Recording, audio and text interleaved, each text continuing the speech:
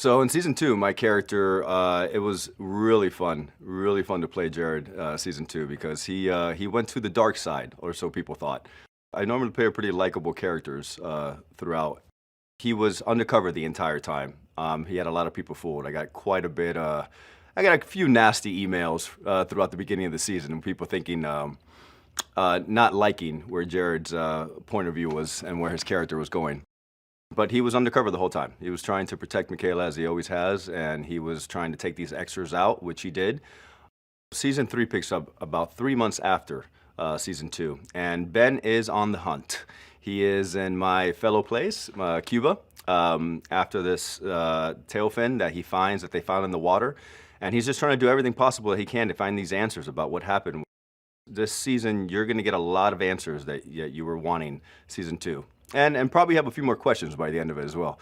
Jared's in full cop mode this year. He's trying to figure out what happened to the Major, who killed her, and you will see him interacting with a few new characters.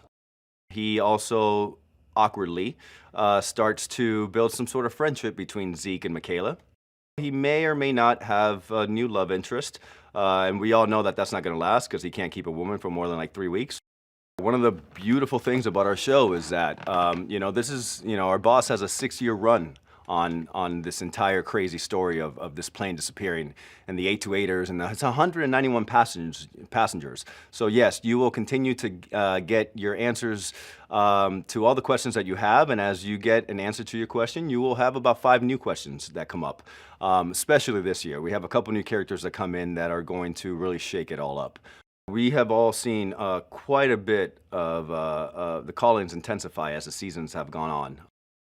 Callings are very much driven through what we've seen so far in the last 2 years, and this year, like I said, there's a couple new characters that come in that really they're going to keep the audience at the edge of their seats with these new callings that happen now with Michaela and everybody. And we have Cal. He gets his first new calling ever, so that's pretty exciting. So yeah, the callings are definitely not going to end. It's such an integral part of this show, and they do a really marvelous job this year at setting them up and keeping the tension as high as it could be. Well, I think that's one of the beauties of our show, is that the way that it's written, that these callings that have happened since the beginning are all truly connected. I'll get a script and I'll read a calling, I'll see something that happens with Michaela or someone having a calling.